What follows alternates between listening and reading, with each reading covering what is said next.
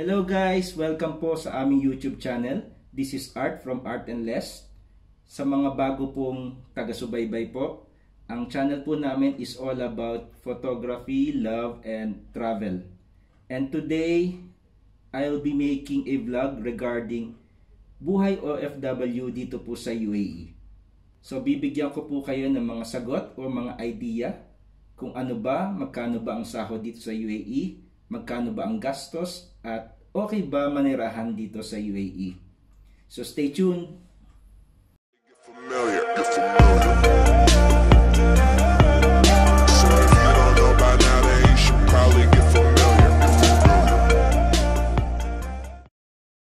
Yes, welcome back guys, and simulan na natin. So unang tanong ng mga kababayan natin is, okay bang manirahan sa UAE? Safe ba sa UAE?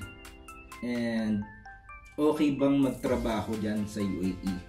And for me, for working for about 7 years, I can say na yes. Safe po dito sa UAE and maganda pong magtrabaho sa UAE in general. So UAE, kasama po dyan yung mga Emirates such as Dubai and Abu Dhabi. And Abu Dhabi po is yung capital ng UAE. And pag nag-research po kayo, Abu Dhabi and Dubai is one of the safest cities in the world. Hindi po siya perfect, may mga krimen din po dito sa UAE, pero compared sa ibang countries, safe po dito sa UAE. Yung kultura po kasi dito sa UAE is takot po yung mga tao na gumawa ng krimen. Kasi po ramdam po dito sa UAE na very strict po yung batas nila. Matataas po yung mga parusa and talaga po strictly implemented siya. If you are a driver, alam po nyo na napakamahal po ng mga fines dito sa UAE. Tad-tad po ng camera lahat ng roads dito sa UAE.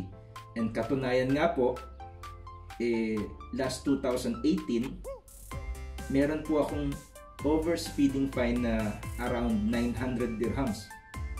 So umaabot po siya ng more than 10,000 pesos yung fine ko.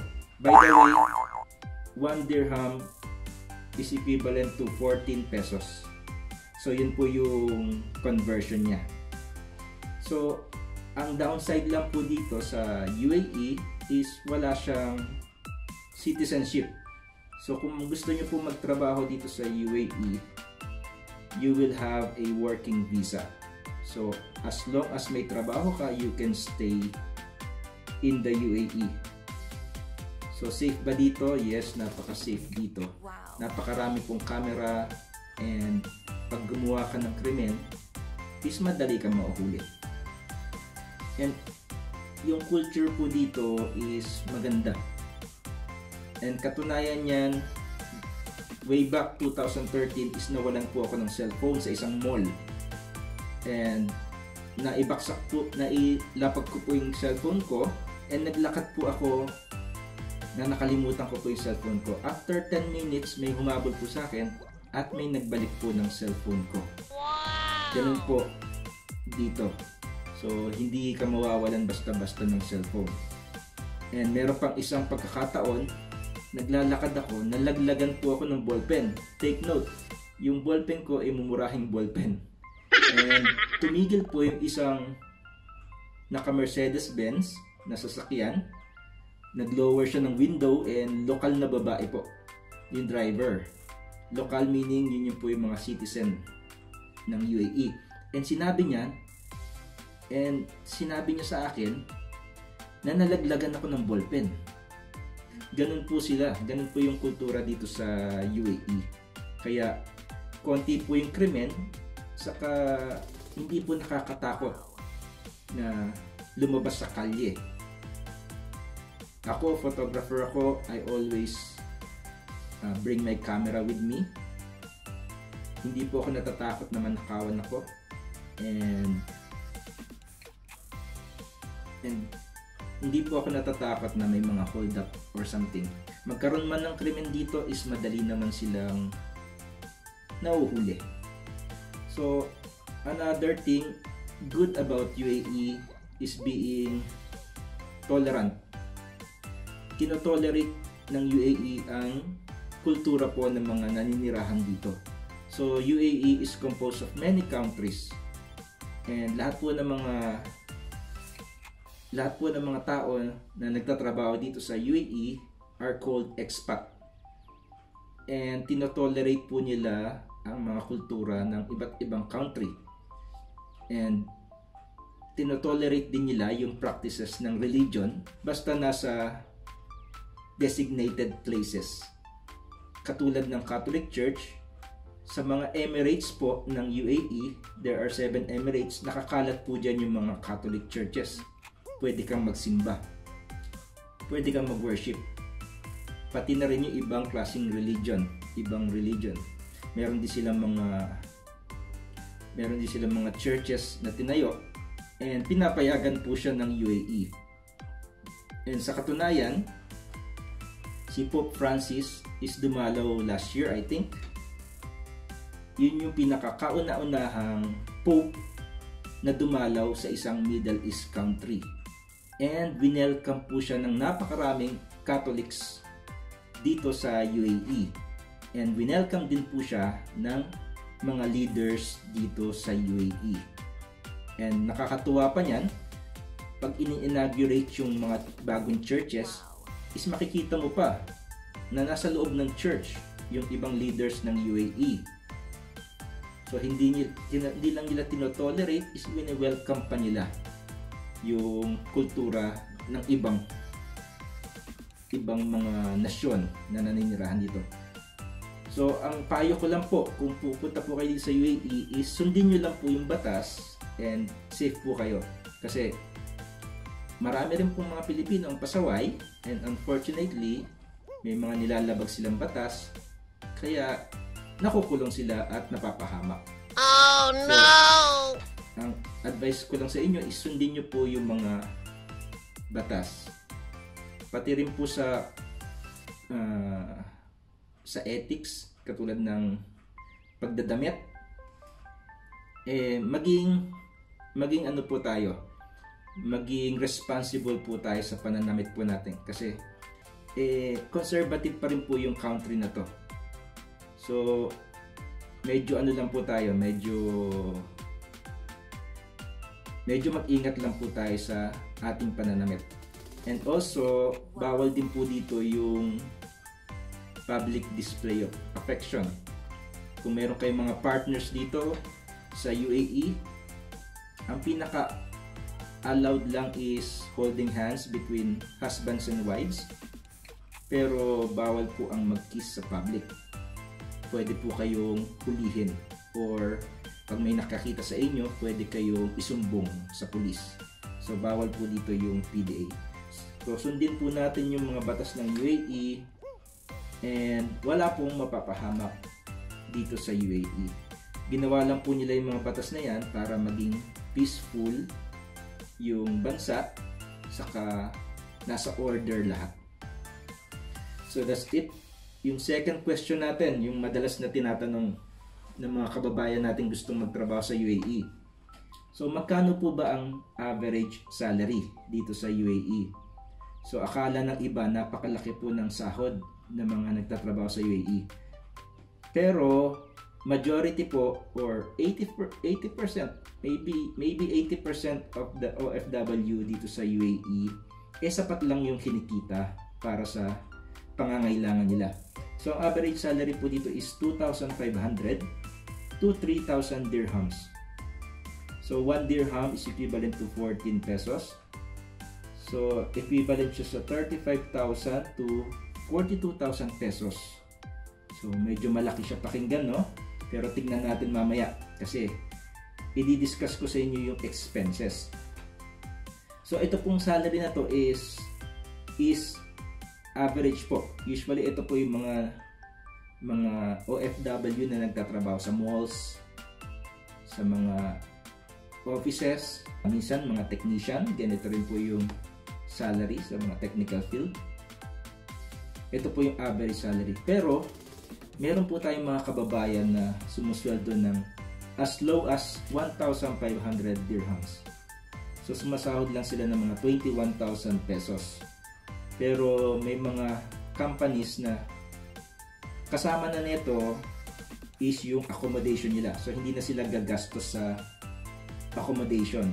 And some will also give transportation allowance and food allowance. So libre na yung pagkain nila. So some engineers will start at around 5,000 dirhams. So yun yung usual. Pwede ring higher. Some 7,000 or 10,000 depende sa skills mo. Pero kadalasan is mga 5,000 yung average. Medical field medyo mataas.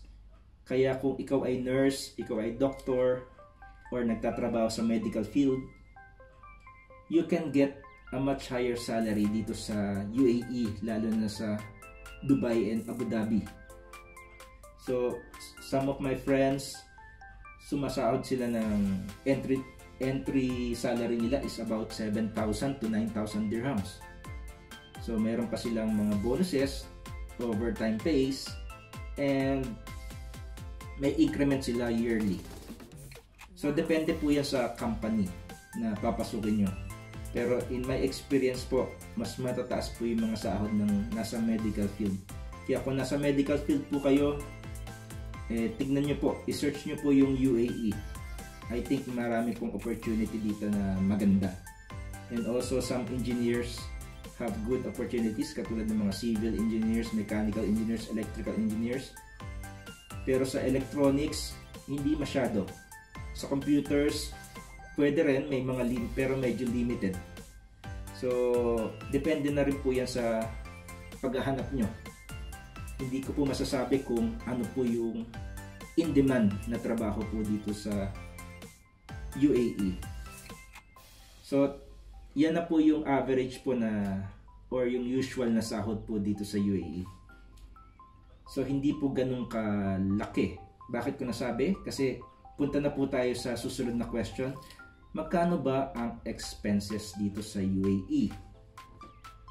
So, sa food, uma-average po tayo ng mga 600 to 1,000 dirhams. Ito po yung mga food saka groceries. Kasi po, pwede po kayong kumain ng budget nyo is 10 dirhams per meal kung magluluto kayo. Pero kung kakain po kayo sa fast food, is normal na po ang 25 dirhams kada meal. So kung magpa-fast food kayo araw-araw is mapapalaki yung gastos mo. Is magtitipid kayo, pwede siguro kayong gumastos ng mga 20 dirhams kada araw. So times 30, di mga 600. So kung kakain, meron pa kayong ibang mga grocery items, so siguro up to 1,000 dirhams pwede nyo i-budget. So pagdating naman sa rent, dito po kayo mamamahalan. Kung ang sahod nyo po ay walang accommodation, you have to choose what type of place you want to rent. And karamihan po ng mga low wage earners is nagre-renta po as bed space. Yung bed space po parang ganito po. Isang double deck, isang upper, saka isang lower. So, kadalasan mas mura po yung upper kaysa sa lower. So, sa isang room, it is composed of several double decks. So, sa experience ko po, yung bed space ko po sa isang room, 3 po kaming double deck. So, sa isang room, 6 po yung nakatira. Yun lang po yung disadvantage niya is wala kayong privacy. So, yung gamit nyo nasa isang room. So, you have to maximize the space. Kung ano yung mga malalagay nyo, cabinet, or anything you want to fit inside the room. So, mag-usap-usap kayong 6. So, ganun po yung kalagayan po ng karamihan ng OFW dito sa sa UAE.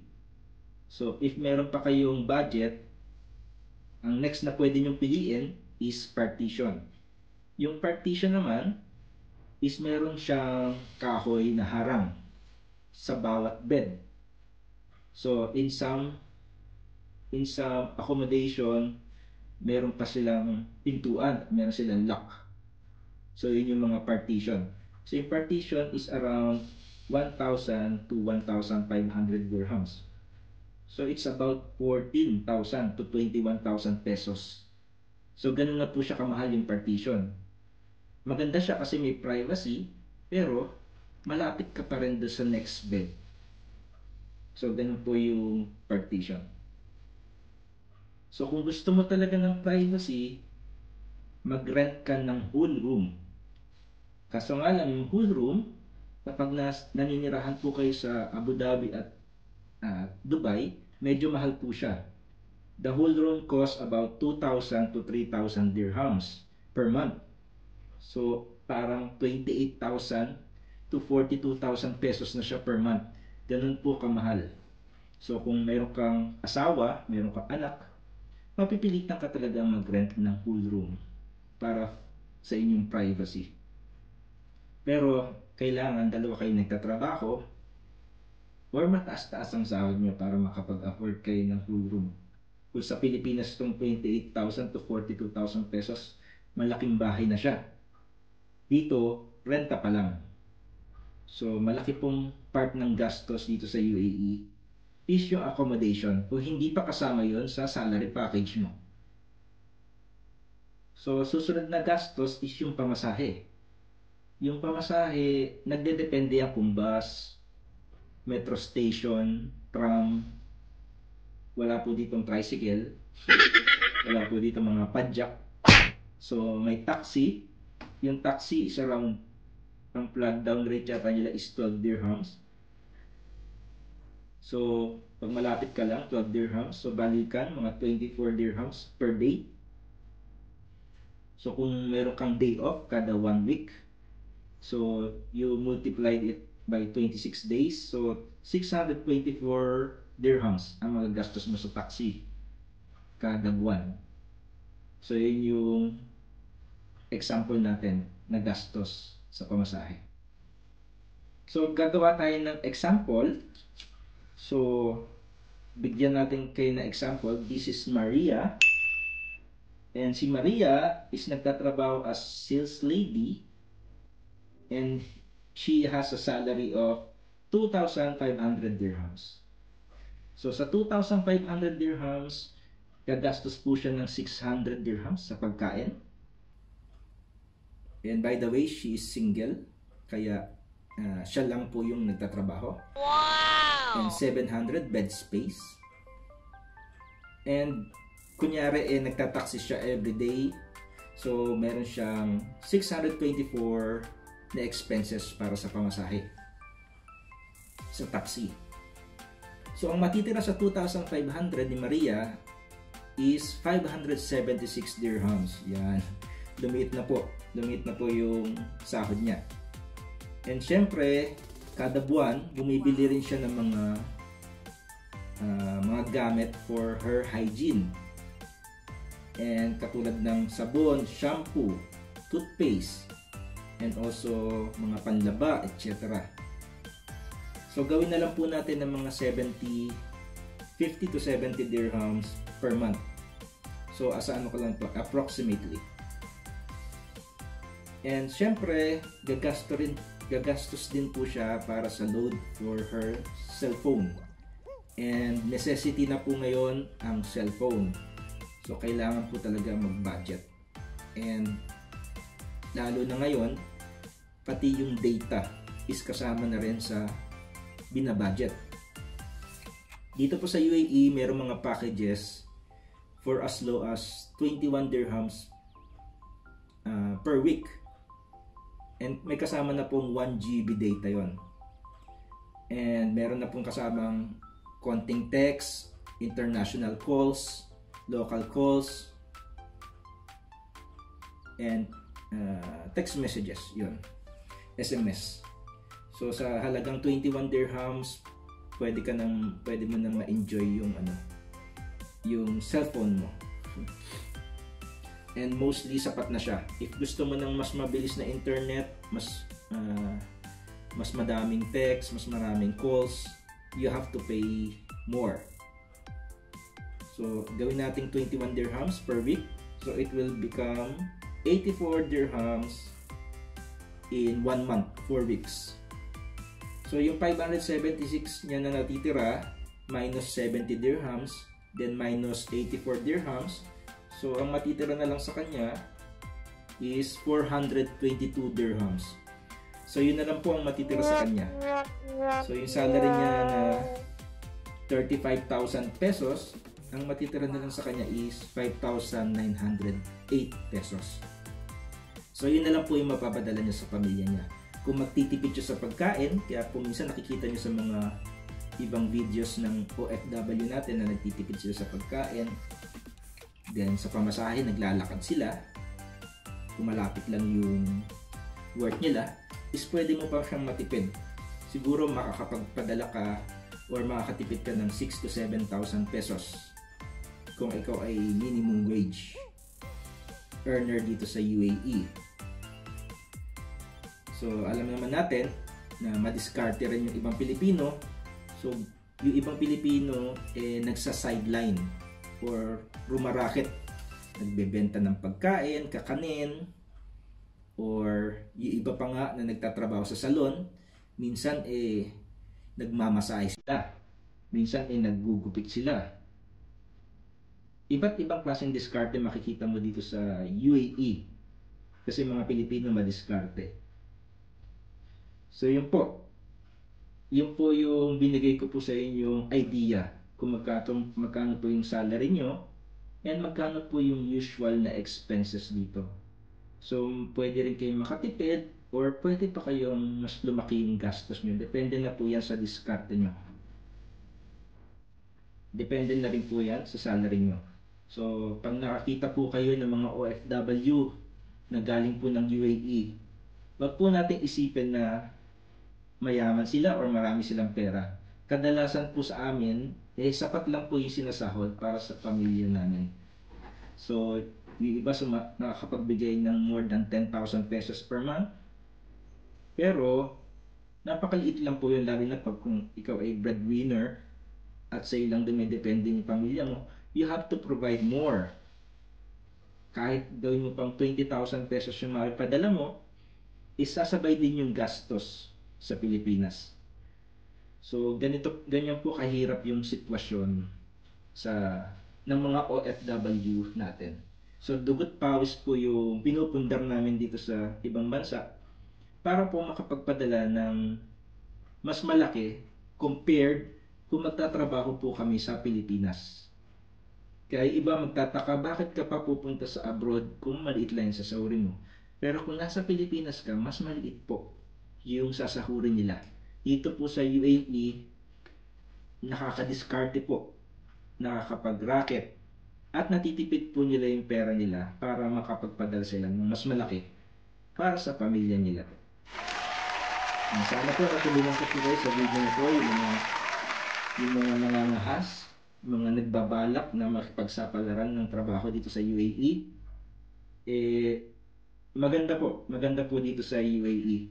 And pwede po kayo magkaroon ng opportunity. Pero hindi ko po mapapangako na magkakaroon po kayo ng trabaho pag makipagsapalaran dito or mas maganda po yung outcome ng salary nyo compared sa sinabi ko. So depende po yan. Ang kapalaran ni Juan, hindi naman pwedeng maging kapalaran din ni Pedro. So ganun po.